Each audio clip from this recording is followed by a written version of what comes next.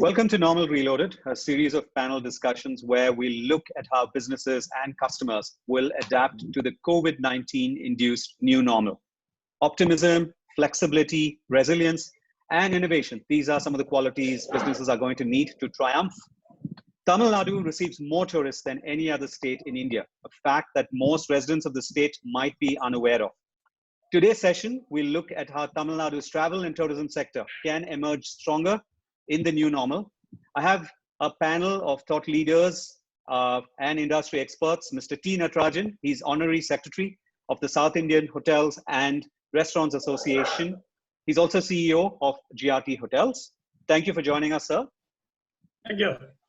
We have Mr. Rupam Dutta. He's General Manager of Feathers, a Radha hotel from Chennai. Thank you for joining us, Rupam. Thank you, Ashwin. And we have Shanmugapriya Thyagarajan. She's Joint Managing Director, Embassy Travel and Tours and Mystical Palmyra Experiences that does a lot of inbound travel, high-end travel into Tamil Nadu. Thanks for joining us, Priya. Thank you, Ashwin. So, Mr. Natarajan, I'm going to pop this first question to you. Is this opportunity post-lockdown for inbound tourism into Tamil Nadu? And do you think individuals, families might be wanting to take a short break at least, post the lockdown? And how do you think hotels and authorities need to address these concerns to slowly bring tourism back to normal, Mr. Natarajan? In my view, we have a very large domestic tourism sector. I personally feel they are a little ignored all these days in favor of a foreign guest and commercial business traveler. Now they will get an opportunity now to travel a lot because according to a rough estimate, almost 12 to 15 million domestic tourists are there traveling. This includes religious places, etc. As you rightly pointed out, Tamil Nadu is #1 in tourist arrival for the last 4 years. Largely because we have monuments, we have beaches, we have forests, we have, you name it, we have a couple of UNESCO sites and all that. Not sure when all those things will be opened up for the public to visit. But sure, travel will happen gradually. It will not happen immediately. I am told rails are starting from tomorrow and aircrafts are starting from 14, which is a good indication. But how many people will immediately travel is another concern. In my view, people will travel mostly use their cars to travel, whichever destination they want to go. Business will continue to meet people over a Zoom, not real physical meetings. So in this context, Tamil Nadu has got enough and more to offer to people. Because a person coming to Tamil Nadu can also look at Karnataka, can look at Kerala and do a wholesome trip and go back. And people are all almost quarantined in their house for the last 45 days. So the first impression will be how much I can go out. In my view, we have a good opportunity, but hotels, travel agents, everyone has to position sweeten the deal so much because domestic don't have the kind of money like a corporate or a foreign traveler. So if they sweeten up the deal to a good extent, I'm sure domestic travelers will start traveling. Yeah, that's interesting. And that's going to take me to my next question to you, Priya. Mr. Natarajan, you mentioned people driving, and I'm clearly, I think a lot of families, individuals will look at self-drive holidays. So Priya, do you think Tamil Nadu has enough to offer? Because I know that your company has been doing a lot of curated tours, under your Mystical Palmyra brand. So do you think the state has enough to offer these kind of tourists, especially those who are driving distance from Tamil Nadu or the hubs like Chennai or Coimbatore?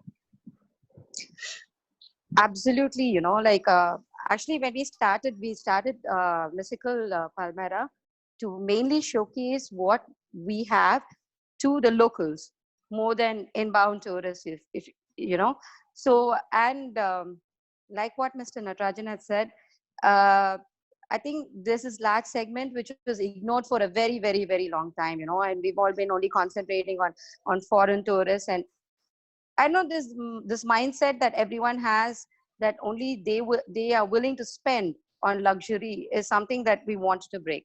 So that's why we actually, like, we pitched it as a luxury segment, even in embassy travels, Mystical was for luxury travelers.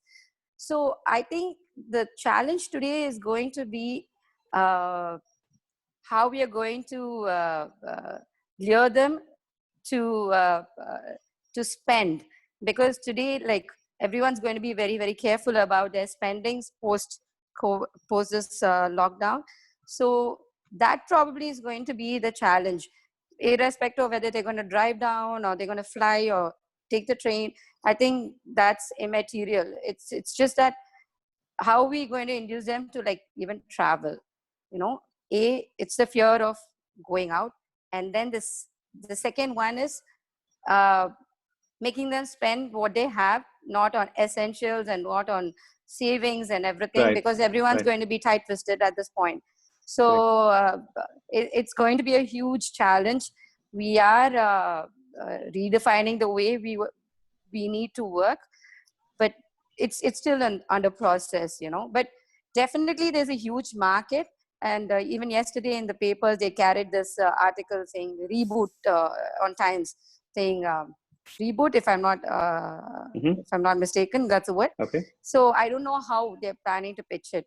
So we need to, like, wait and see at least for a month or two, like, to see what's in the mind of the travelers at this point. No, that's interesting, Priya. I think building on both what you said, one, Mr. Natarajan talking about drive holidays, you talking about people, of course, there's going to be a lot of communication to get people out. And that's why my next question to you, Rupam, is, do you think, like, the first step could be staycations? Because personally, I believe, if you can't travel to Paris or London, at least you can travel to a good hotel, close to you to start with, even before you venture out further. So do you think we could see staycations, especially on, during weekends, as far as hotels get that positioning right and address certain safety and hygiene concerns that guests might have? And is this something you think hotels will be leveraging on? Sure, Ashwin. In fact, before I could talk about the staycation, Mr. Natarajan have actually given the hint. I mean, that message straightway goes to the tourism sector for everybody, that please, with his experience, he predicts that there is going to be domestic traveler moving around a lot. And as he clearly mentioned that, a lot of people will be venturing out with their own car because they may not be immediately using any other mode of transfer. They'll be using their own. Now, the question is that, I would always like to say that, such forum, my message first thing goes to the tourism department, straightway from the Tamil Nadu government, that how do we bring the confidence back, right? Everything is possible. And if we just do the mistake again, that everything opens up and everybody start traveling, then what happens, we'll again sit back, just like how we were before, that let it be, tourism, let the hotels run, let the resorts run, let the tour companies organize, put their own efforts to bring the travelers inside the state and do their own. But that's not going to happen now. There is going to be a lot of trust building effort has to be done. And you literally, there is, remember, the hospitality and tourism sector is bleeding right now. It doesn't have a support that usually, it's not falling under any industries right now. So you do not fall under any financial package yet, and include entire tourism and hospitality. So it's completely unorganized at the moment. Whoever has done well, the ownership has pumped in money, all of that. Staycation, yes, is a way forward. But prior to that, let's create an environment that you can travel safe. That has to be a joint collaboration. The government and the industry, together. And we have wonderful people in the city and the state who can directly partner with the government and make entire planning. So staycation will definitely happen. A lot of people under stress, they're beaten at home. A lot of entrepreneur who has been, working from home, looking after their business in whatever possible way, there would be a certain traveler who will be looking at. And yes, I can clearly see places which are like, though I run a commercial hotel, typically a business hotel, but I see a good progress for hotels with at the ECR belt, people, because those are a large space hotel, and if you take all the properties, across, if you travel up to Mahabalipuram, they have a nice lawn, beach, the rooms are all not cluttered. The whole outdoors, they all have exactly, a lot of space. So people, even they want to socialize in a way that there is a distance, but I can socialize. So a lot of staycation people will take and it may not be just weekend, it could be even weekdays, because people are already started working from home. Correct. So maybe being at a resort, and you can also see the other families are staying, but you have a good distance between yourself.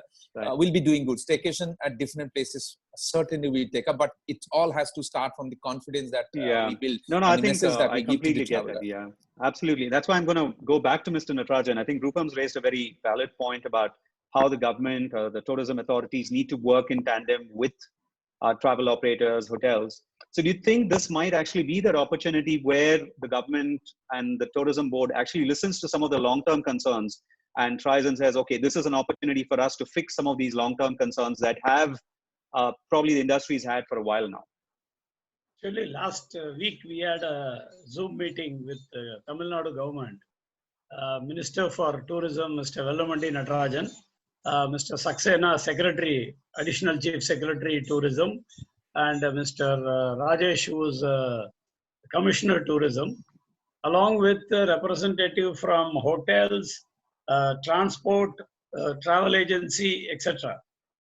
We had a long chat on the Zoom. The Tamil Nadu government looks very positive, and they immediately asked us to form a committee for each of this category, consisting of eminent people in each sector.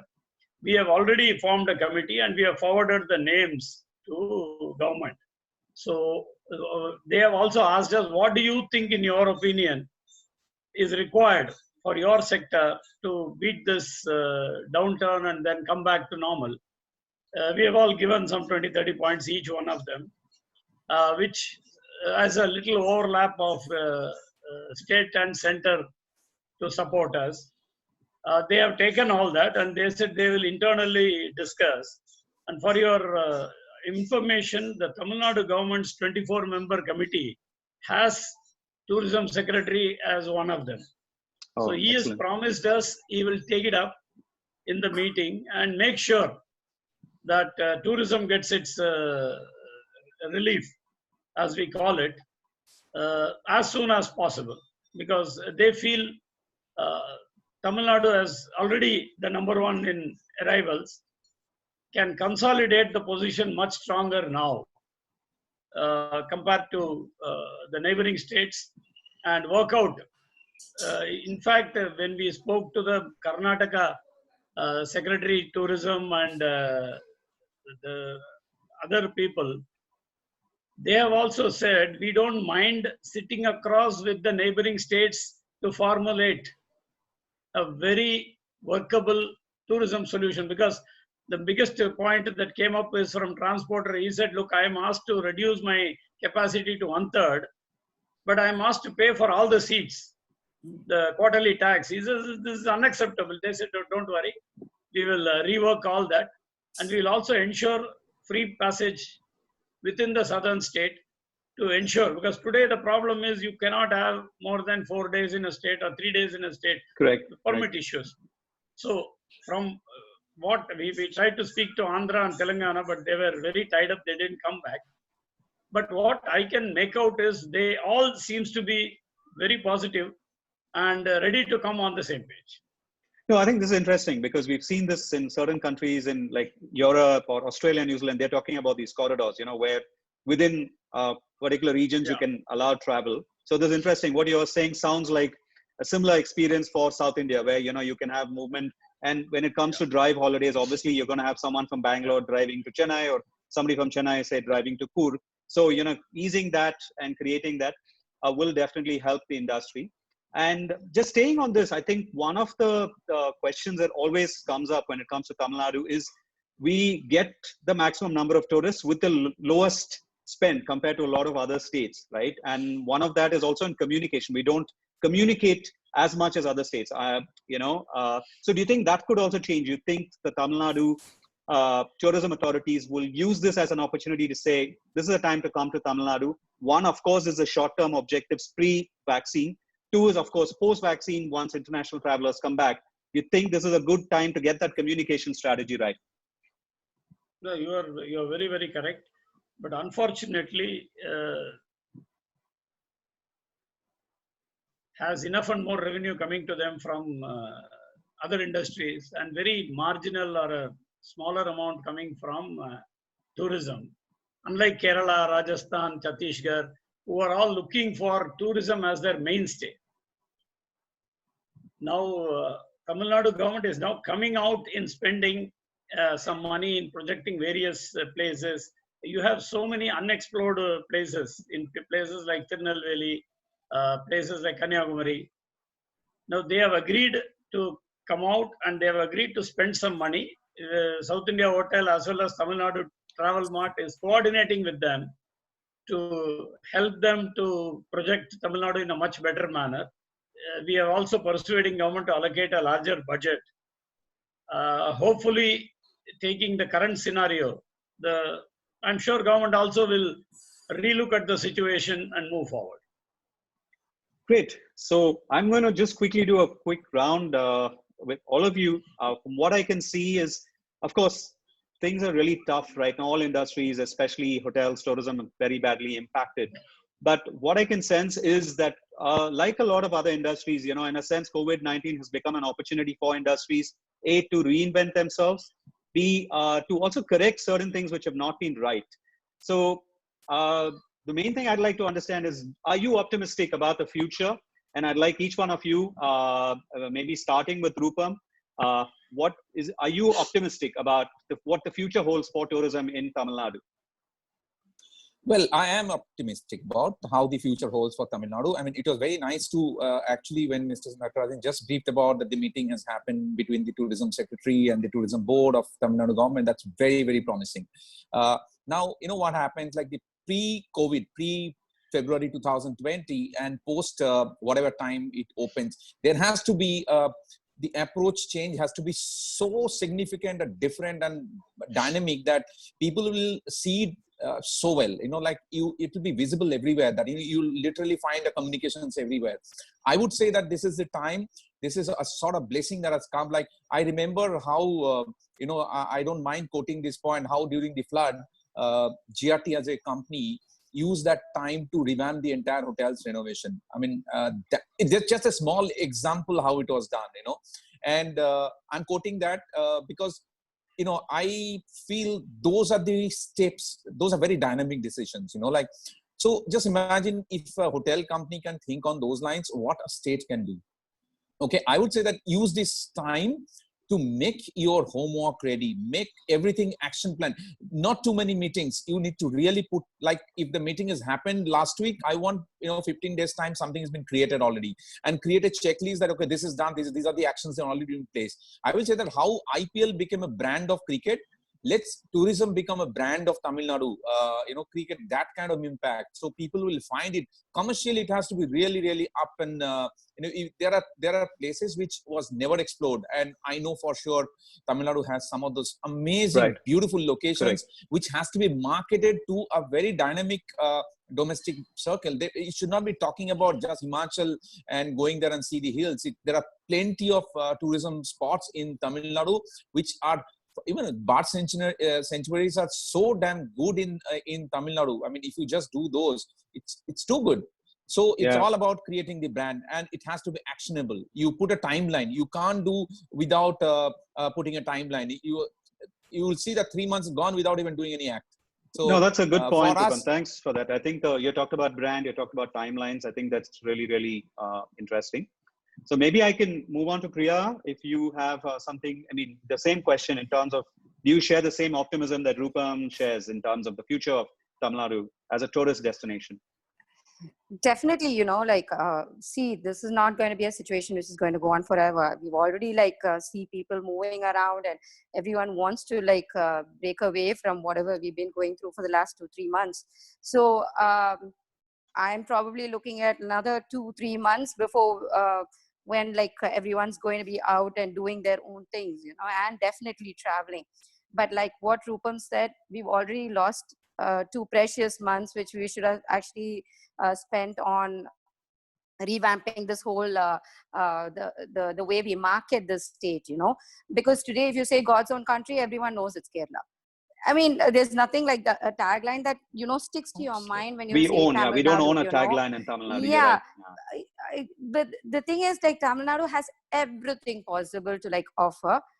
Hopefully we will take this time, but again, it should be there should be some kind of unity between the government, the tourism board, the agents, the hoteliers. Yes, we all discuss this in separate forums and separate Zoom meetings and everything, but when it comes to putting it in action, I think somewhere we lose. Even if you go to any kind of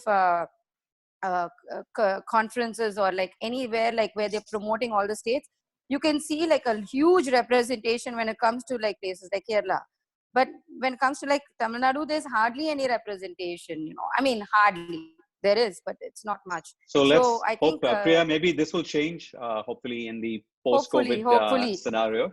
Yeah. Yeah. And Mr. Natarajan, do you share the same optimism that the other two participants share? I like Rupam. I'm also a diehard optimist. Otherwise, you won't survive in this industry for this long. Yeah. I've seen quite a few ups and downs, but nothing like COVID-19. But before coming to the optimism theory, you must also look at the fact that last 2 years itself, the economy was not doing well. Hotels which did not have much of borrowing and no great expansion, were able to keep their head above water. But rest of them are, had a lot of problems. So COVID-19 came at a very bad time and pushed us further down in that depth. Now, surely things won't magically improve from 18th of May when they open it up. Things will go probably the same way. People will hesitate to come to a restaurant and eat, and still restaurants are not open, hotels are not open. And once those things happen, I take a 6-monthly view. Gradually, by October, November, people will get familiar.